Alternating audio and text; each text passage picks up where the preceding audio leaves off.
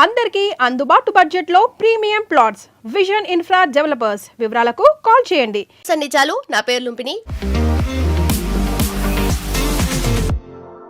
Gaza and Israel conflict కొనసాగుతూనే ఉంది. గాజాలోని Hamas group ఏదైతే ఉందో వాళ్ళ దగ్గరున్న ఆర్మ్స్ ని వదిలేస్తే మేము ఐడిఎఫ్ అంటే ఇజ్రాయెల్ డిఫెన్స్ ఫోర్సెస్ ని వెనక్కి తీసుకెళ్తాం మా దేశానికి అని చెప్పేసి ఇజ్రాయెల్ ఆల్రెడీ మెన్షన్ చేసింది చాలా సార్లు. అయితే ఇది జరగట్లేదు, ఆ కాన్ఫ్లిక్ట్ కొనసాగుతూనే ఉంది. దీని మధ్యలో ట్రంప్ వచ్చేసి ఒక 15 పాయింట్ పీస్ ప్లాన్ అనేది తీసుకొచ్చారు. అయితే ఈ పీస్ ప్లాన్ కూడా చాలా హిస్టారిక్ అని చెప్పేసి ఆయన మెన్షన్ చేస్తున్నాడు. బట్ దీన్ని వెరీ ప్రిసైజ్ గా నేను చెప్తున్నాను, రిజెక్ట్ చేస్తున్నాను అని చెప్పేసి Israel prime minister Benjamin Netanyahu నిన్న సండే జరిగిన క్యాబినెట్ మీటింగ్ లో చెప్పారనమాట.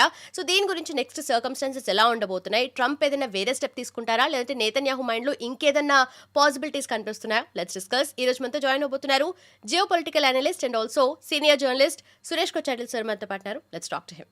హలో సార్, నమస్తే sir. First of all, Trump తీసుకున్నంత సీరియస్గా వీళ్ళు ఈ పీస్ ప్లాన్ని తీసుకున్నట్టుగా కనిపిస్తుంది. అండ్ ట్రంప్ మెన్షన్ చేసినట్టుగా ఇది హిస్టారిక్ పీస్ ప్లాన్ అయితే డెఫినెట్లీ కాదు అని అనిపిస్తుంది. And Benjamin Netanyahu next further step ఏమై ఉంటుంది అండ్ దీన్ని నిజంగానే ఈ డిసగ్రిమెంట్ కొంచెం సీరియస్గా వెళ్ళే అవకాశాలు ఏమైనా కనిపిస్తున్నాయా? ఏం జరుగుతుందంటే ట్రంప్తో ప్రిన్సిపల్ ప్రాబ్లం ఇది మనం ఇజ్రాయెల్తో కాకుండా ఇరాన్తో కూడా చూస్తున్నాం. ఆయన ఇంగ్లీష్లో అంటారు జంపింగ్ ద గన్ అంటారు. అంటే మీరు 100 మీటర్స్ రేస్కి రెడీ అవుతున్నారు, లేకుంటే ఏ రన్నింగ్ రేస్ కన్నా స్టార్టర్ గన్ ఒకటి ఉంటుంది ఆయన దగ్గర కంట్రోల్ చేసేది. అది ఫైర్ చేసే ముందు కొంతమంది పరిగెత్తారు, then the race started again అన్నమాట. ఆ జంపింగ్ ద గన్ చేస్తున్నారు ట్రంప్. ఎప్పుడు ఇరాన్తో అంటారు ఒప్పందం అయిపోయింది అంటారు, మళ్ళీ రేపు పొద్దున్న లేసారంటారు కాదు బాంబింగ్ చేయాలి వీళ్ళ మీద అంటారు. ఒక వారం తర్వాత మళ్ళీ వచ్చి అంటారు కాదు సౌదీ అరేబియా ఫోన్ చేశారు, మళ్ళీ నేను బంద్ చేస్తున్నాను, మళ్ళీ సీజ్ ఫైర్ వస్తుంది. మళ్ళీ ఒక 2 రోజుల తర్వాత మళ్ళీ అంటారు సీజ్ ఫైర్ లేదు, ఏం లేదు, ఇజ్రాయెల్ ఇరాన్ వాళ్ళని ఎవరు నమ్మలేము అట్లా అంటే చెప్పి తిట్టేస్తారు వాళ్ళు. ఇది ట్రంప్ది ఒక ప్రెడిక్టబుల్ బిహేవియర్. ఇది మన ఫస్ట్ టర్మ్లో కూడా చూసాం, ఇప్పుడు సెకండ్ టర్మ్లో కూడా చూస్తున్నాం. ఆయన ఒక పొలిటీషియన్ కాదు, ఆయన ఒక రియల్ ఎస్టేట్ మనిషి. ఆయన వాళ్ళలాగానే బిహేవ్ చేస్తారు. ఆయన పొలిటీషియన్స్ ఎప్పుడు ఒక అగ్రిమెంట్ ఒప్పందం ఏమైనా ఉంటే దాన్ని ఇమ్మీడియట్గా అనౌన్స్ చేయరు. ఇప్పుడు మీరు ఒక అగ్రిమెంట్ వచ్చారనుకోండి ఎవరితోనా, ఫస్ట్ మీరు దాని రియాక్షన్ గెస్ చేయడానికి కొన్ని రూమర్స్ ఫ్లోట్ చేస్తారు. అది మీ టీం వాళ్ళే చేసేస్తారు. ఎవరైనా వాళ్ళ ప్రెసిడెంట్ ట్రంప్ టీంలో ఎవరో 2-3 ఇన్ఫార్మ్ సోర్సెస్ అన్నారు ఇట్లా మేము ఒక ఒప్పందం చేయబోతున్నాం గాజాలో అని. అప్పుడు రియాక్షన్ చూస్తారు. అక్కడ గాజాలో ఉన్న హమాస్ కానీ ఇజ్రాయెల్లో ఉన్న బెంజమిన్ నెతన్యాహు కానీ మిగతా వాళ్ళందరూ రియాక్షన్ చూస్తారు. చూసి మళ్ళీ ఇది ఇంకా ముందుకు తీసుకెళ్లాలన్నా వద్దని డిసైడ్. ట్రంప్కి అది లేదు. ట్రంప్ డైరెక్ట్గా క్రెడిట్ తీసుకోవాలి ఆయనకి ఎప్పుడైనా కానీ. ట్రంప్ మీరు ఆయన బాడీ లాంగ్వేజ్, ఆయన ఒక పబ్లిసిటీ యాంగిల్ చూస్తే ఆయనకు అన్నీ నేనే మీ మీ మీ అని చెప్పి ఆయన చెప్పుకుంటారు. ఎప్పుడు వి అని ఎప్పుడు యూజ్ చేయరు ట్రంప్. మేమందరు కలిసి చేసాము, నేనే చేశాను, నేనే అన్ని అమెరికన్ ప్రెసిడెంట్స్లో లాస్ట్ ఒక 50 అమెరికన్ ప్రెసిడెంట్లో ఐఎమ్ ద బెస్ట్ అని ఆల్రెడీ డిక్లేర్ చేసుకున్నారు ఆయన. లెగసీ మెయింటైన్ చేయడానికి కూడా ఏదో ట్రై చేస్తూ ఉంటారు. ఏం లెగసీ లేదండి. లెగసీ మీరు తయారు చేయలేరు. లెగసీ మీతో పాటు వస్తుంది. అది మీరు వెళ్ళినాక లెగసీ ఉంటుంది. జాన్ ఎఫ్ కెనడీ గురించి మాట్లాడతారు, హ్యారీ ట్రూమన్ గురించి మాట్లాడతారు. ఇట్లాంటి ప్రెసిడెంట్స్ తర్వాత రాలేదు చాలామంది. కరెక్ట్, ఒబామా కానీ క్లింటన్ కానీ బుష్ కానీ Biden, these people are not that class. Okay, so ఆ జాన్ ఎఫ్ కెనడీ క్లాస్కి రావడము, even though John F Kennedy politically డిజాస్ట్రస్గా ఉన్నారు ఆయన, కానీ ఆయనకు ఒక ఇంప్రెషన్ క్రియేట్ చేసి వెళ్ళారు ఆయన. Same with Harry Truman. ఇట్లాంటి అమెరికన్ ప్రెసిడెంట్ చాలామంది ఉన్నారు. Even Ronald Reagan for that matter. Even though ఆయన యాక్టర్గా ఉండి కూడా యాజ్ ఎ ప్రెసిడెంట్ ఈ పర్ఫార్మ్డ్ రియలీ వెల్ అన్నమాట. సో ఇప్పుడు ప్రెసిడెంట్ ట్రంప్ ప్రాబ్లం ఏంటంటే ఆయన మొదలుపెట్టిన యుద్ధమే ఆయన ఆపలేకపోతున్నాడు ఇరాన్తోని. అప్పుడు ఇంకొక యుద్ధాలు దిగారు. ఏంటి, గాజాలో పీస్ ప్లాన్ తీసుకొస్తారు. ఇది లాస్ట్ సెప్టెంబర్లో ఒక 20 పాయింట్ ప్లాన్గా ఫస్ట్ ఇంట్రడ్యూస్ చేశారు, మీకు గుర్తుంటుంది. దాన్ని అప్పుడు నెతన్యాహు పక్కన ప్రెస్ కాన్ఫరెన్స్లో వాషింగ్టన్లో పెట్టి అనౌన్స్ చేశారు ప్రెసిడెంట్ ట్రంప్. అప్పుడు నెతన్యాహు అన్నారు yes we agree to it అన్నారు, కానీ ఏం డీటెయిల్స్ ఏం రాలేదు బయటికి. సో ప్రెసిడెంట్ ట్రంప్కి ఏంటంటే గాజా డెవలప్మెంట్ అథారిటీ అని ఒక అథారిటీ ట్రయల్ చేయాలి దానికి. ఓకే, రియల్ ఎస్టేట్ కోసం నేను అక్కడ మెడిటరేనియన్ స్టైల్ విల్లాస్ కడతాను, అక్కడ ఒక సీసైడ్ రిసార్ట్ తయారు చేస్తాను, ఇది ఆయన ఎయిమ్ అన్నమాట. బహుశా ఆయన కంపెనీకే కాంట్రాక్ట్ కూడా వస్తుంది. ఇది ప్రెసిడెంట్ ట్రంప్ చేయాలనుకుంటా, కానీ గాజాల ప్రజలకు అది కాదు. అక్కడ ఇప్పుడున్న దాంట్లో చూస్తే మీరు చాలామంది 70% గాజన్స్ డిస్ప్లేస్ అయిపోయారు. వాళ్ళు ఎక్కడున్నారో ఇల్లు లేవు. ఇప్పుడు ఇజ్రాయెల్ బాంబ్ చేసి ఫినిష్ చేసేసారు. దానికి కారణాలు ఉన్నాయి. ఎందుకు అదే బిల్డింగ్ కింద టనల్ ఉంటాయి, అక్కడి నుంచి టెర్రరిస్ట్ ఆపరేట్ చేస్తారు. ఇప్పుడు టెర్రరిస్ట్ ఎవరు, ప్రజలు ఎవరు మీకు తెలియదు. ఈ టనల్ నుంచి బయటకు వస్తారు, ఇజ్రాయలీ ట్యాంక్స్ మీద బాంబ్ చేస్తారు, మళ్ళీ టనల్ లోపలికి వెళ్ళిపోతారు. సో న్యాచురల్లీ ఇజ్రాయెల్ ఆ టనల్ మీద ఉన్న బిల్డింగ్స్ అంతా ఫినిష్ చేసేసారు. ట్రంప్ ఈ గాజా బోర్డు అనౌన్స్ చేసి సంవత్సరం పాటు అవుతున్నప్పుడు దానికి ఒక కండిషన్ పెట్టాడు. దాంట్లో మెంబర్ కావాలంటే $1 బిలియన్ ఫీస్, అడ్మిషన్ ఫీస్ ఉంటుంది. ఓకే, అది పాకిస్తాన్, సౌదీ అరేబియా వీళ్ళందరూ వెళ్ళి పరిగెత్తుకుంటూ వెళ్ళి ఓకే అని చెప్పారు. పాకిస్తాన్ అయితే డబ్బులు ఇవ్వడానికి వాళ్ళ డబ్బులు కూడా లేవు. బహుశా సౌదీ అరేబియా వాళ్ళ కోసం కట్టేస్తారు ఫీజు. సో ఈ పరిస్థితుల్లో ప్రెసిడెంట్ ట్రంప్ అక్కడి నుంచి సెప్టెంబర్ నుంచి ఇప్పుడు మనం నెక్స్ట్ ఆగస్ట్కి వచ్చేదాకా ఇది మూవ్ కాలేదు, ఆల్మోస్ట్ 1 ఇయర్. ఇప్పుడు కొత్తగా అక్కడ ఉన్న యుద్ధం నుంచి కొంచెం అటెన్షన్ డైవర్ట్ చేయడానికి ఆయన కొత్త ప్లాన్ తీసుకొచ్చారు. 15 పాయింట్ ప్లాన్ ఇసారు. ముందు 20 ఉండే, దాన్ని తగ్గించేశారు 5 పాయింట్లు. వన్ మెయిన్ పాయింట్ ఏంటంటే దీంట్లో హమాస్ని డిసార్మ్ చేయడం. హమాస్ దగ్గర 3 టైప్ ఆయుధాలు ఉంటుంది, heavy, medium and light. Heavy అనగానే చాలా మటుకు వాళ్ళ దగ్గర ఒక ట్యాంక్ని క్రష్ చేయాల్సిన ఉన్న ఎక్విప్మెంట్ వాళ్ళ దగ్గర ఉంటుంది. పెద్ద రికాయిల్లెస్ గన్స్ ఉంటుంది. మిడిల్ లెవెల్ ఏమో షోల్డర్ ఫైర్డ్ మిసైల్స్ ఉంటుంది. లాస్ట్ లైట్ మెషిన్ ఇస్ మీరు తోడు తీసుకెళ్తున్న పర్సనల్ వెపన్స్. ఇది 3 హ్యాండ్ ఓవర్ చేయాలని ఈ ఒప్పందంలో, అంటే ఈ అట్లీస్ట్ అగ్రిమెంట్లో ఉంది. హమాస్ ఏమంటున్నారు, మేము ఇదంతా హ్యాండ్ ఓవర్ చేస్తాము, అది కూడా ఒక పాలెస్టీనియన్ నేషనల్ కమిటీ అనే ఒక కమిటీ ఉంది. ఈ కమిటీలో అందరూ టెక్నోక్రాట్స్ ఉన్నారు, అంటే టెక్నికల్ నాలెడ్జ్ ఉన్న వాళ్ళు ఉన్నారు. కానీ వాళ్ళు ప్యాలెస్టైన్లో లేరు, గాజాలో లేరు, వాళ్ళు ఉండేది కైరోలో, ఈజిప్ట్లో. వాళ్ళకి మేము అప్పగించేస్తాం, we will not give it to US or Israel or even Palestinian Authority who suppose to be ruling Gaza. వాళ్ళు అక్కడ లేరు ఇప్పుడు, యాసిర్ అరఫాత్ వాళ్ళ టీం. ఇప్పుడు ఈ ఒప్పందం తర్వాత ఈ ఆయుధాలు ఎవరు హ్యాండ్ ఓవర్ చేస్తారు, ఎవరెవరికి ఇస్తారని ఇప్పుడు కూడా క్లారిటీ లేదు. హమాస్ అంటున్నారు మేము ఆయుధాలు ఏ రోజు హ్యాండ్ ఓవర్ చేస్తామో దానికన్నా ముందు ఇజ్రాయెల్ అక్కడి నుంచి విత్డ్రా చేయాలి గాజా నుంచి. ఇప్పుడు Israel 70% of Gaza and Israel కంట్రోల్లో ఉంది. ఇప్పుడు ఎల్లో లైన్ చెప్పి వాళ్ళకి లైన్ కూడా గీసుకున్నారు, అంటే imaginary line dividing north and south Gaza. Israel అంటారు మేము ఇక్కడి నుంచి వెళ్ళే ప్రసక్తే లేదు, first Hamas has to disarm all weapons, heavy, medium and light. దీన్ని ఆడిట్ చేయాల్సి వస్తుంది, అంటే కొన్ని ఆయుధాలు దాచిపెట్టి మేము అన్నీ హ్యాండ్ ఓవర్ చేసాం, it doesn't work. Problem is ఏ రోజు హమాస్ వాళ్ళ ఆయుధాలు కింద పెట్టేస్తారో ఇజ్రాయెల్ వాళ్ళంటే పడతారు, దాంట్లో డౌట్ లేదు. At least the terrorist part of it. హమాస్కి ఏంటంటే నాకు the way I'm guessing is Hamas ఒక హెజ్బుల్లా లాగా తయారు చేయడానికి ట్రై చేస్తున్నారు. ఇప్పుడు మీకు తెలుసు మన లెబనాన్లో హెజ్బుల్లాకి 14 నుంచి 16 మంది ఎంపీలు ఉన్నారు పార్లమెంట్లో, వాళ్ళ పార్లమెంట్లో.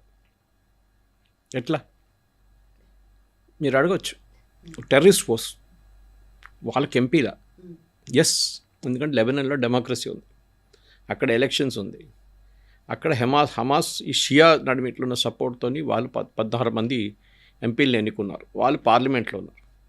ఒకవైపు వీళ్ళు టెర్రరిస్ట్ ఆపరేట్ చేస్తున్నాం, ఇంకోవైపు వీళ్ళు సివిలియన్స్ లాగా వీళ్ళు పార్లమెంట్లో కూర్చుంటున్నారు. బహుశా రేపు గాజాలో ఇదంతా అయిపోయిన తర్వాత జరిగితే బిగ్ ఇఫ్ ఒక 5-6 సంవత్సరాల తర్వాత ఆర్ ఈవెన్ 3 సంవత్సరాల తర్వాత ఒక ఎలక్షన్ జరిగింది అనుకోండి, దాంట్లో హమాస్ పార్టిసిపేట్ చేస్తే హమాస్ ఆల్మోస్ట్ 90% సీట్లు గెలిచిస్తారు. ఎందుకంటే వాళ్ళకి అంత సపోర్ట్ ఉంది లోకల్ సివిలియన్స్ దగ్గర గాజాలో ఉన్న. దానికోసం మీరు చూడండి, October 7th అటాక్ జరిగినప్పుడు మన అందరూ హమాస్ అటాక్ అంటారు. హమాస్ కాదు అది, it was entire Gaza. Hamas వెళ్ళారు, తోడు సివిలియన్స్ వెళ్ళారు. ఈ సివిలియన్స్ కూడా అక్కడి నుంచి ఇజ్రాయేలీ సిటిజన్స్లో చంపడం కానీ, రేప్లో కానీ, దాని తర్వాత కిడ్నాప్ చేసి తీసుకొచ్చిన దాంట్లో కూడా మీకు చాలామంది సివిలియన్స్ కనిపిస్తారు ఆ రోజు వీడియోస్లో. So civilians were active participants in this. దానికోసం ఇజ్రాయెల్ వాళ్ళని డిస్టింగ్విష్ చేయట్లేదు.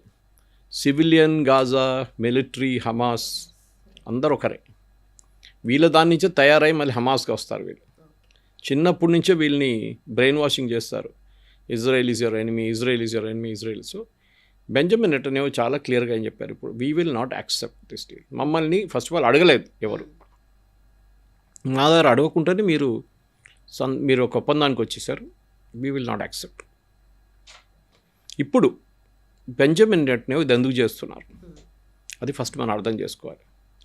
ఎలక్షన్స్ ఉంది వాళ్ళ పార్లమెంట్కి, నెసెట్కి, that is I think next month అక్టోబర్లో వచ్చేస్తుంది.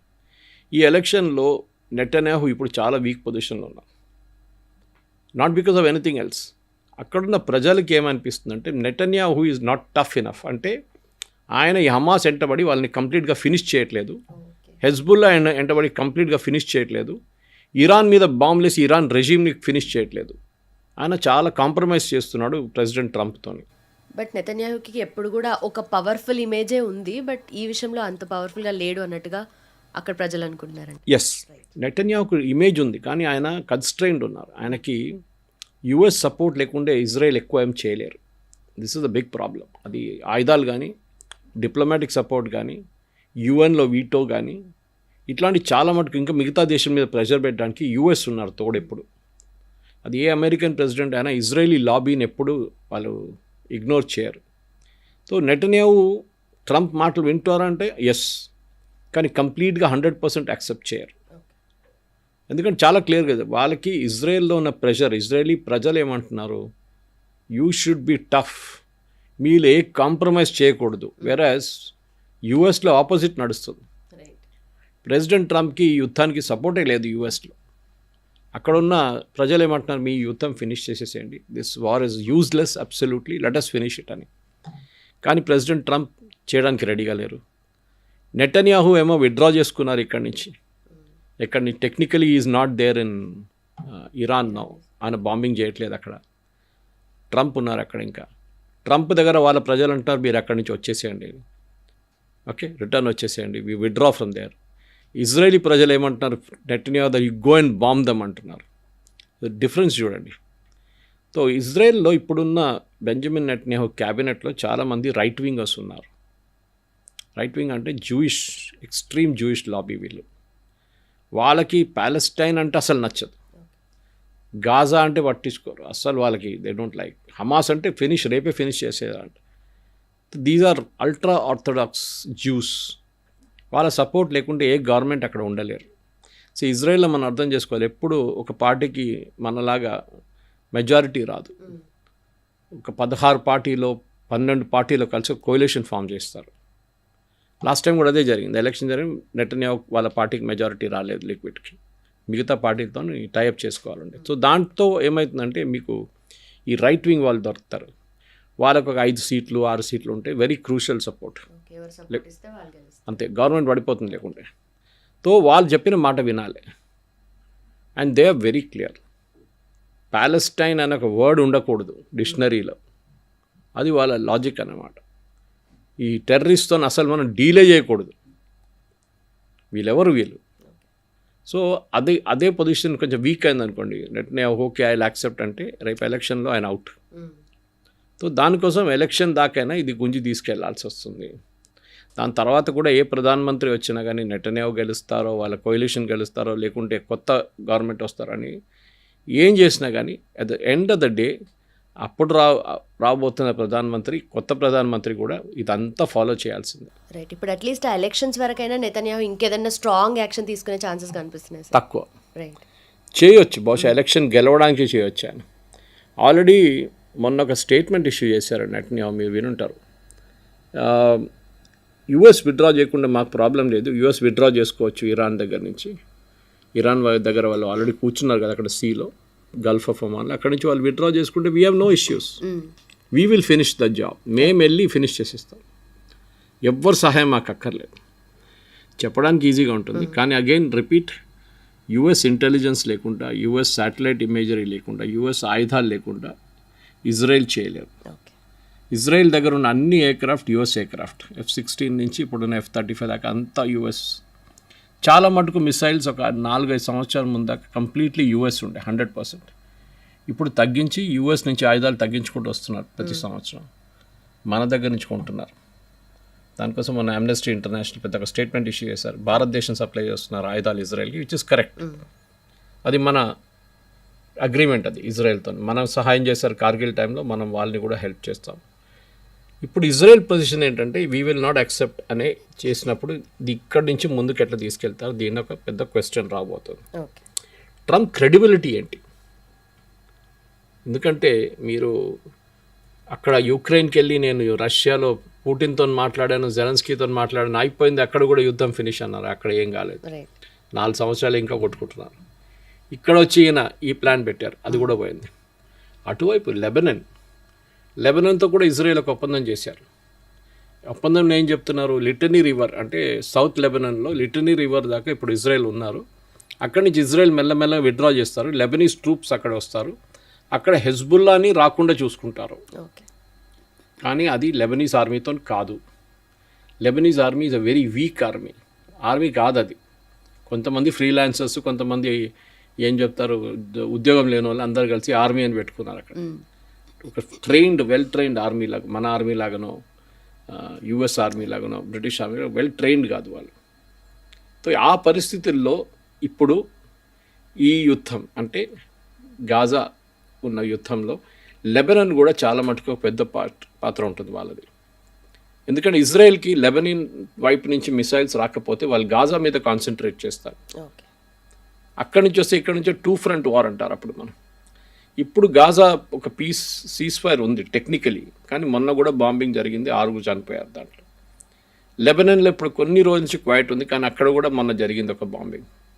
సో ఈ 2 వైపుల నుంచి ఇజ్రాయెల్కి ప్రాబ్లం ఉంది. ఒక Lebanon which is Hezbollah and Gaza which is Hamas. వీళ్ళిద్దరూ Iranian proxies. So president Trump idea ఏంటంటే ఈ ఇరానియన్ ప్రాక్సీస్ని మన వైపు తీసుకొస్తే ఇరాన్కి పవర్ ఉండదు అని ఆయన ఒక లాజిక్. కానీ terrorist will always be a terrorist. ఆడ ఆయుధాలు కూడా కింద పడేస్తే కూడా ఈ మైండ్లో ఈ still a terrorist. Okay. But నిజంగా ఇప్పుడు ఇజ్రాయెల్ డిఫెన్స్ ఫోర్సెస్ వాళ్ళు వెనక్కి వెళ్తే మేము డిసామ్ చేస్తామని గాజా అంటుంది, వైస్ వర్సా. ఇప్పుడు ఇలాగే ఉన్నా కూడా నిజంగానే గాజా ఇప్పుడు హమాస్ గ్రూప్ ఏదైతే ఉందో వాళ్ళు నిజంగానే వెపన్స్ ఇచ్చేస్తారా? అసలు అంత జెన్యున్గా వాళ్ళు ఫస్ట్ ఆఫ్ ఆల్ మేము అసలు ఆ స్టెప్ అనేది తీసుకుంటామని అన్నట్టుగా కూడా చెప్పట్లేదు. చేయరు, ఎప్పుడు చేయరు. వాళ్ళు ఇప్పుడు కూడా మొదలు పెట్టారు, ఇజ్రాయెల్ అక్కడి నుంచి విత్డ్రా చేస్తే మేము ఆయుధాలు పడేస్తాం. ఇజ్రాయెల్ ఎప్పుడు విత్డ్రా చేయరు. ఇజ్రాయెల్ అంటారు ఫస్ట్ మీ ఆయుధాలు మీరు సరెండర్ చేయండి, అది కూడా లాస్ట్ వెపన్ దాకా. లేదు మేము only heavy weapon surrender, every weapon has to be surrendered. అది కూడా మీరు ఎవరికి ఇస్తారో అది డిసైడ్ చేయాల్సింది గాజా పీస్ ప్లాన్ ప్రకారం. కానీ దాంట్లో కూడా క్లారిటీ లేదు. నేను చెప్పినట్లు పాలస్టీనియన్ ఒక కమిటీ ఒకటి ఉంది, టెక్నోక్రాట్స్ కమిటీ, వాళ్ళకి హ్యాండ్ ఓవర్ చేస్తున్నారు. కానీ వాళ్ళు కూర్చుంది కైరోలో. వాళ్ళు ఇక్కడ వచ్చి ఆయుధాల లిస్టు తయారు చేసి ఒక్కొక్క ఆయుధం డాక్యుమెంట్ చేసి దాన్ని ఐడెంటిఫై చేసి దాన్ని మిసైల్స్, దాని లోపల ఉన్న మిసైల్ కానీ దాని లోపల ఉన్న బాంబులు తీసేసి దాన్ని డిసామ్ చేసి అప్పుడు మొదలవుతుంది. చాలా పెద్ద ఎక్సర్సైజ్, ఈజీ కాదు. ఇది ఒక 2-3 సంవత్సరాలు కూడా నడవచ్చు. ఆ టైంలో in the mean time Israel withdraw చేస్తారా లేదా, ఇది ప్రాబ్లం. ఏంటంటే మూమెంట్ ఇజ్రాయెల్ విత్డ్రా చేశారని అనౌన్స్ చేయగానే ఒకటి ఇప్పుడున్న ప్రధానమంత్రి ఇజ్రాయలీ ప్రైమ్ మినిస్టర్ మీద చాలా పెద్ద ప్రెషర్ వస్తుంది. ప్రెసిడెంట్ ట్రంప్కి చెప్పడానికి చాలా ఈజీ, ఆయన వాషింగ్టన్లో కూర్చొని ఇట్లాంటి అనౌన్స్మెంట్ అన్నీ చేస్తారు. కానీ ఆన్ గ్రౌండ్ ఇజ్రాయెల్ చూస్తున్న సిచ్యువేషన్ గాజాలో అక్టోబర్ 7 జరిగిన ఆ దాడి ఇజ్రాయలీ సిటిజన్స్ మీద వాళ్ళు ఎప్పుడు మర్చిపోరు. They will never forget. మనకి 26/11 ఎట్లా ఉండే, ఇజ్రాయెల్కి October 7 సేమ్ థింగ్. సో వాళ్ళు ఏం చేస్తున్నారంటే మాకు ఇంకా నెక్స్ట్ October 7 జరగకుండా మేము చూసుకుంటున్నాం. జస్ట్ యాజ్ మచ్ యుఎస్ వాళ్ళ department of homeland security create చేశారు, వాళ్ళు సెక్యూరిటీ మెషర్స్ తీసుకొచ్చారు, ఎయిర్పోర్ట్లో చెకింగ్స్ ఇంక్రీజ్ చేశారు, బార్డర్ క్రాసింగ్లో చెకింగ్ ఇంక్రీజ్ చేశారు, టెక్నాలజీతోని ఫ్లయింగ్ ఎయిర్క్రాఫ్ట్ని అడ్డుకోవడానికి అన్ఐడెంటిఫైడ్ ఫ్లయింగ్ ఎయిర్క్రాఫ్ట్ని ఐడెంటిఫై చేయడం టెక్నాలజీ తీసుకొచ్చారు. దాంతో చూడండి 9/11 తర్వాత ఇవాళ దాకా యుఎస్ మీద ఒక టెర్రరిస్ట్ అటాక్ జరగలేదు ఇప్పుడు దాకా. అది పెద్దగా మనం మెచ్చుకోవాలి వాళ్ళని.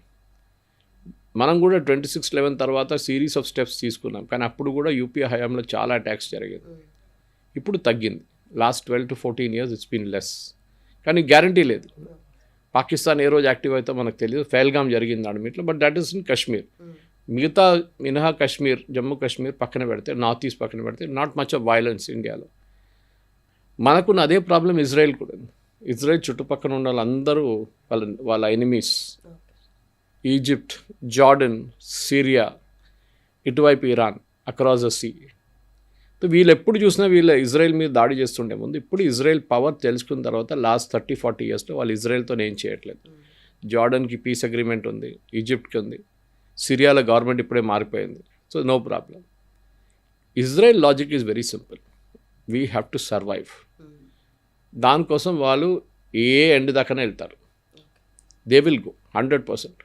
అండ్ దాంట్లో నెటన్యాహు అని కాదు, రేపు ఏ ప్రధానమంత్రి వస్తేనా they will follow the same policy. మనలాగా రాహుల్ గాంధీ ఒక మాట, ఇదేంటి మోదీ గారు మీరు ఇట్లా చేస్తున్నారు, పాకిస్తాన్ మన ఎయిర్క్రాఫ్ట్ని కొట్టిపడేశారు. కానీ ఇజ్రాయెల్లో వాళ్ళ అపోజిషన్ లీడర్స్ అట్లా ఏం చెప్పరు, వాళ్ళు గవర్నమెంట్ సపోర్ట్ చేస్తారు. They are united in the cause. వాళ్ళ అపోజిషన్ లీడర్ క్యాబినెట్లో కూర్చున్నారు, మొన్న దాకా వార్ క్యాబినెట్లో ఉన్నారు ఆయన. మన దగ్గర ఎందుకు యుద్ధం, అమన్కి ఆశ, పాకిస్తాన్ వాళ్ళు అందరు మంచోళ్ళు, కొంతమంది టెర్రరిస్టే ఉన్నారు కదా, ఇది లాజిక్ వస్తుంది మన వాళ్ళ దగ్గర నుంచి. ఇప్పుడు మెయిన్ ప్రాబ్లం ఏంటంటే ప్రెసిడెంట్ ట్రంప్కి క్రెడిబిలిటీ లేదు ఇప్పుడు. అది ప్రాబ్లం అయింది. నెటన్యాహు ఆయన ఇమేజ్ బిల్డప్ చేసుకుంటున్నారు ఎలక్షన్ కోసం. ఒక టఫ్ మ్యాన్, ఒక ర్యాంబో లాంటి క్యారెక్టర్ తయారు చేసుకుంటున్నప్పుడు అటువైపు ప్రెసిడెంట్ ట్రంప్ ఏమో నేను ఎక్కడికి వెళ్ళాలి, ఏం చేయాలని అర్థం కావట్లేదు ఆయనకి.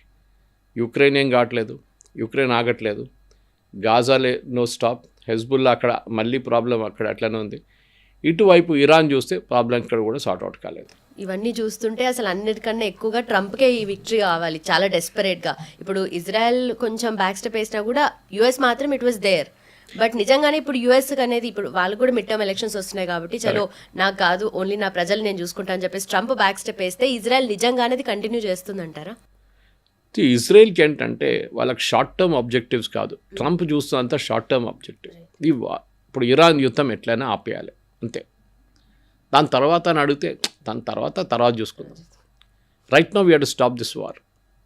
That's short term objective. ఇజ్రాయెల్కి అది, ఇజ్రాయెల్కి లాంగ్ టర్మ్ ఆబ్జెక్టివ్ ఉంది.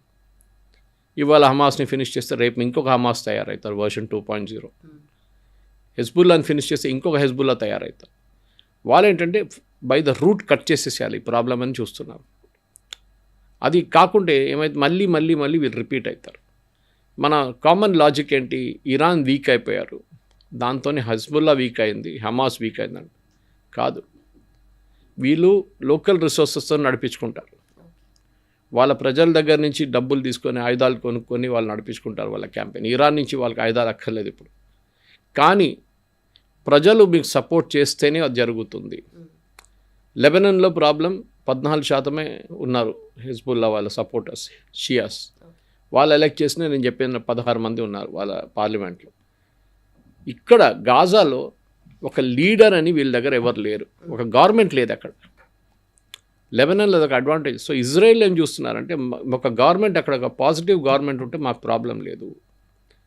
ఈజిప్ట్లో అదే, ఈజిప్ట్లో ఫస్ట్ 6 డే వార్ జరిగినప్పుడు దాని తర్వాత జరిగిన యుద్ధాలంతా అది నాసర్ ఉండొచ్చు, అన్వర్ సదాత్ ఉండొచ్చు, ఎవరైనా కానివ్వండి, ఇజ్రాయెల్ ఆల్వేస్ మేడ్ ష్యూర్ అక్కడ ఒక స్ట్రాంగ్ లీడర్ ఉండాలి, ఉంటేనే మీరు నెగోషియేట్ చేయొచ్చు. ఇప్పుడు యూఎస్కి అదే ప్రాబ్లం కదా, గాలిబాఫ్ కానీ అరాచి కానీ పెస్కేషియన్ని చంపేస్తే రేపు మాట్లాడడానికి ఎవరు లేరు ఇరాన్తోని. ఇదే ప్రాబ్లం ఇజ్రాయెల్కి ఉంది.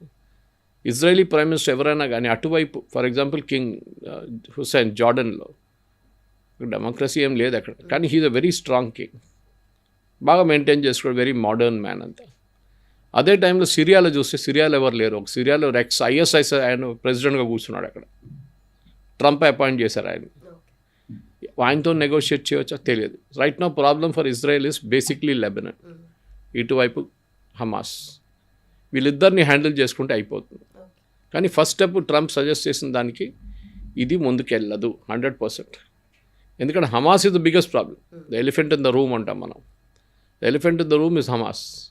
వాళ్ళ ఆయుధాలు సరెండర్ చేయకపోతే ఏం చేయాలి, వాళ్ళు చేస్తూ కూడా వాళ్ళకి తెలుసు దాని తర్వాత ఏం జరుగుతుంది. మనం ఎప్పుడు కిమ్ జాంగ్ ఉన్ ఎగ్జాంపుల్ ఇస్తుంటాం. ఎవరు కిమ్ జాంగ్ ఉన్ దగ్గర వెళ్ళి నార్త్ కొరియాలో వెళ్ళి ఆయన్ని థ్రెటన్ చేయడము, ఆయన్ని నేను అది చేస్తాను ఇది చేస్తాను అని చెప్పి ఈవెన్ ట్రంప్ కూడా చెప్పరు. ఎందుకంటే ఆయన దగ్గర న్యూక్లియర్ వెపన్స్ ఎక్కడ వాడుకుంటారో తెలియదు, పిచ్చోని చేతిలో రాయిలాగా ఉంటుంది, ఎక్కడ పడేస్తాడో తెలియదు మనకి. ఇది ట్రంప్తో నిన్న ప్రాబ్లం ఏంటంటే, ఈ ట్రంప్కి ఈ సైకాలజీ ఆఫ్ ఎ బిల్డర్ వచ్చిన తర్వాత ఆయనకి గాజాలో నేను రీకన్స్ట్రక్షన్ చేయాలి. ఆయన first objective reconstruction, first objective disarmament కాదు. మనం వరల్డ్లో కూడా లుమ్మి గారు ఎక్కడ చూసినప్పుడు మీరు you take the 71 Bangladesh war or North Korea South Korea war in 1948, 50, 60s కూడా బంగ్లాదేశ్ యుద్ధంలో కూడా మనం 93,000 ప్రిజనర్స్ ఆఫ్ వార్ని తీసుకున్నాం Pakistan, right from brigadier level to Jawan. 93,000 prisoners of war surrender చేశారు మన దగ్గర వచ్చి. మనం బంగ్లాదేశ్లో ఉండిపోతే వాళ్ళని అక్కడ పెట్టుకొని ఉండిపోతే మనకు చాలా పెద్ద అడ్వాంటేజ్ ఉంటుంది. కానీ ఇందిరాగాంధీ గారు ఏం చేశారు, she gave away all of them back to Pakistan. దాని తర్వాత ఇండియన్ ఆర్మీని అక్కడి నుంచి విత్డ్రా చేయించుకున్నారు. చాలామంది అడిగారు, ఇందిరాగాంధీ గారు మీరు చేస్తున్న తప్పు కదా, ఎట్లా విత్డ్రా చేస్తున్నారు అక్కడి నుంచి, you should maintain it. But she had a own logic. ఎక్కువ రోజులు ఉండకూడదు. మోదీ గారు ఆపరేషన్ సింధూర్లో చేసినట్లే 4 days ఫినిష్ కమ్ బ్యాక్. అక్కడ అండ్ దే లెఫ్ట్ అస్ విక్టర్స్. వాళ్ళు ఏదో టెర్రరిస్ట్ని పారిపోతున్నట్లు రాలేదు అక్కడి నుంచి, బంగ్లాదేశ్ నుంచి. సో ఆ మూమెంట్లో దే కేమ్ బ్యాక్ యాజ్ లిబరేటర్స్. వాళ్ళు బంగ్లాదేశ్ని లిబరేట్ చేశారని చెప్పి గ్రాండ్ సెండ్ ఆఫ్ ఇచ్చారు వాళ్ళకి అక్కడున్న ప్రజలు. గాజాలో జరుగుతుందా? గాజాని ఎవరు లిబరేట్ చేశారు? గాజా బాగానే ఉండే ముందు. వీళ్ళు వచ్చారు, ఇజ్రాయెల్ బాంబ్ చేసి మొత్తం గాజాని ఒక గోస్ట్ సిటీ లాగా తయారు చేశారు. బేరూట్ అట్లనే ఉంది, సౌత్ లెబనాన్ అట్లనే ఉంది. ఇక్కడ అన్ని చోట్ల ఇజ్రాయెల్ వచ్చి బాంబ్ చేస్తున్నారు, ఎందుకంటే హమాస్ ఉంది అక్కడ. హమాస్ని మీరు ఈక్వేషన్ నుంచి తీసేస్తే ఇజ్రాయెల్ బాంబింగ్ ఆపుతారా, మీకు రీకన్స్ట్రక్షన్ చేయవచ్చా? ప్రెసిడెంట్ ట్రంప్కి ఇంకా 2 సంవత్సరాలు ఉన్నాయి అప్రాక్సిమేట్లీ. ఆల్రెడీ నెక్స్ట్ ఎలక్షన్కి ఇప్పుడు 1 year తర్వాత స్టార్ట్ అయిపోతుంది. ఆయన ఉన్న పొలిటికల్ ఫిలాసఫీ రాబోయే ప్రెసిడెంట్, అది జేడీ వ్యాన్స్ ఉండొచ్చు, ఇంకెవరైనా ఉండొచ్చు, వాళ్ళు ఫాలో చేస్తారా లేదా అని ఏ గ్యారంటీ లేదు. మీరు హిస్టరీలో చూస్తే అమెరికన్ ప్రెసిడెంట్స్ ఎప్పుడు ఆల్మోస్ట్ 50% వాళ్ళు ప్రీవియస్ గవర్నమెంట్ ఏం చేశారో అదే ఫాలో చేస్తారు. మిగతా 50% they don't bother. Okay, follow చేయడం లేదు, ఏం లేదు. సో మన దగ్గర ఇప్పుడు ఈ పరిస్థితుల్లో ఈ హమాస్ ఆయుధాలు డిసార్మ్ చేయడంలో వాళ్ళు చేయరు, ఇజ్రాయెల్ అగ్రిమెంట్ని అంగీకరించారు. ప్రెసిడెంట్ ట్రంప్ ఇప్పుడు ఏం చేస్తారు, మళ్ళీ నెటన్యాహుని యువర్ అ ఫూల్ అది ఇదని తిడతారా? నెటన్యాహుని ఎస్ఓబి పిలిచాడు ఆయన. అట్లాంటి మనిషి ట్రంప్. ఆయన చెప్పిన మాట ఒకరు వినకపోతే అంతే, ఆయన కోపం వస్తుంది. మనకు జాయింట్ ఫ్యామిలీ సిస్టంలో కొంతమంది గ్రేట్ గ్రాండ్ ఫాదర్స్, అంకుల్స్ ఇట్లాంటి వాళ్ళు ఉంటారు, చాలా టఫ్ మనుషులు. మీరేదో లాజికల్గా ఆర్గ్యూ చేస్తూ కూడా వాళ్ళు పట్టించుకోరు. Trump is like that. ఆయనకు ఒక వ్యూ పాయింట్ ఉంది, ఆ వ్యూ పాయింట్తోనే వెళ్ళాలి, దాన్ని అక్కడ ఇక్కడ మార్చుకోకూడదు. ఈ యుద్ధం మర్చిపోవడానికి ఇంకో యుద్ధం సీజ్ ఫైర్ తీసుకొస్తున్నారు. కొన్ని రోజుల ముందు, ఒక 5-6 నెలల ముందు అక్కడ కంబోడియా అండ్ థాయిలాండ్ కొట్టుకున్నారు. అప్పుడు అక్కడ వెళ్ళి నేను పీస్ ప్లాన్ చేసేసాను, వీళ్ళందరూ ఆపేసి ఇప్పుడు కూడా వారు కొట్లాడుతారు. Nothing Hess stopped. ఆయనకు ఒకటే నేను స్టార్టింగ్ ఆఫ్ ద కాన్వర్జేషన్ మీద చెప్పాను చూడండి, క్రెడిట్ తీసుకోవడానికి నంబర్ 1 ట్రంప్. ఎవరు మంచి పని చేసినా కానీ వాళ్ళని పక్కన జరిపి నేనే చేశాను చూడు అని చెప్తారు. మీకు గుర్తుంటుంది, ఈ ఇరాన్తోని memorandum of understanding, 14-point memorandum understanding negotiate చేసింది వైస్ ప్రెసిడెంట్ జేడీ వ్యాన్స్ ఇస్లామాబాద్లో, తర్వాత ఖతర్లో. సో ఏం ఆ రోజు ఏం డిసైడ్ చేశారు, దట్ స్విట్జర్లాండ్లో ఒక మీటింగ్ జరుగుతుంది, అక్కడ అందరు players, that is Pakistan, Khattar, US, Iran, వీళ్ళందరూ కూర్చొని ఒక టేబుల్లో కూర్చొని సంతకం పెడతారు. ప్రెసిడెంట్ ట్రంప్ ఏం చేశాడు, ఆయన తెలిసిపోయింది ఇది క్రెడిట్ అంతా వ్యాన్స్కి వెళ్ళిపోతుంది కదా అని చెప్పి ప్యారిస్లో అక్కడ ఒక ఒఫీషియల్ స్టేట్ విజిట్కి వెళ్ళినప్పుడు అక్కడ కూర్చొని ఆయన సంతకం పెట్టేశారు. I have sign the agreement, finished. అరే మీరే అన్నారు మీ వైస్ ప్రెసిడెంట్ వెళ్తున్నారు, మళ్ళీ మీరెందుకు పెట్టారు సంతకాన్ని అడిగారు. నేనే పెట్టాలి కదా, I'm the US president, I did it. పాపం వ్యాన్స్ ఏం చేయలేకపోయాడు. అక్కడ వెళ్ళి జస్ట్ మంచిగా తిరిగి స్విట్జర్లాండ్ అంతా చూసి, జెనీవా అంతా చూసి రిటర్న్ వచ్చేసాడు. ఆ టాక్స్ అంతా ఫ్లాప్ అయింది కంప్లీట్గా. సో మనం అర్థం చేసుకోవాలి ట్రంప్ సైకాలజీ ఇది. బోర్డ్ ఆఫ్ పీస్, ఆయనకి ఏంటంటే యునైటెడ్ నేషన్ నచ్చదు, సో ఇంకొకటి తయారు చేద్దాం, ఇంకొక యుఎన్ తయారు చేద్దాం. ఇది దీనికి ఖర్చులు ఎవరు పెడతారు, ఎవరు స్పెండ్ చేస్తారు, ట్రైనింగ్ చేస్తా అంటున్నారు. జార్డన్ కూడా చెప్పారు మేము ట్రైన్ చేస్తాం పోలీస్ ఫోర్సెస్ని, లా అండ్ ఆర్డర్. ఎందుకంటే ఒక గవర్నమెంట్ పోయిందనుకోండి, ఇంకో గవర్నమెంట్ని మెయింటైన్ చేయడానికి ఎవరైనా ఉండాలి కదా, లేకుంటే ఒక వ్యాక్యూమ్ వచ్చేస్తుంది అక్కడ. ట్రాఫిక్ లైట్లో పోలీస్ వాడు లేకుంటే ఎట్లా ఉంటుంది, అదే సంగతి. లా అండ్ ఆర్డర్ కూడా పోలీస్ స్టేషన్లో పోలీస్ వాడు లేకుంటే ఏమవుతుంది, మర్డర్, రేప్, డెకాయిటీ అన్నీ నడుస్తుంది, వాళ్ళకి భయం ఉండదు. So you have to set up a parallel system of administration. వాళ్ళకి బడ్జెట్స్ ఇచ్చి బ్యూరోక్రసీని, అది వాటర్ ఉండొచ్చు, పవర్ ఉండొచ్చు, శానిటేషన్ ఉండొచ్చు, ట్రాఫిక్ ఉండొచ్చు, అన్నీ మెయింటైన్ చేయాల్సి వస్తుంది. సో దీనికి తయారు చేసి, ఎందుకంటే వీళ్ళందరూ టెర్రరిస్ట్ హమాస్. అట్లీస్ట్ రాబోయే వాళ్ళు సివిలియన్స్ వాళ్ళు వచ్చినప్పుడు వాళ్ళ దగ్గర పవర్ ఉండాలి. ఒక ట్రాఫిక్ చలాన్ రేజ్ చేయడం అంటే మన చలాన్ కాదు, వాళ్ళది టికెట్స్ అంటారు వాళ్ళు. వాట్ ఎవర్ ఇట్ ఈస్, ఇది చేయాలంటే వాళ్ళ దగ్గర ఒక ట్రైన్డ్ మ్యాన్ పవర్ కావాలి.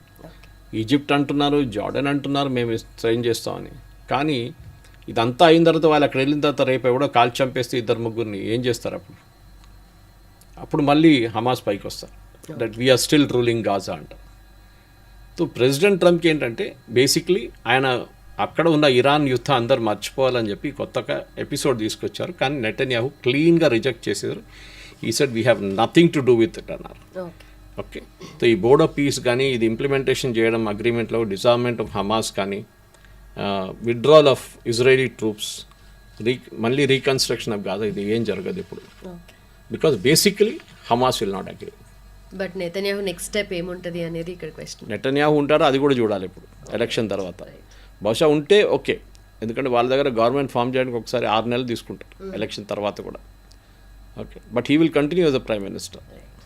మన దగ్గర కేర్ టేకర్ అంటారు, వాళ్ళ దగ్గర కేర్ టేకర్ లేదు, regular prime minister till a new government is formed అన్నమాట.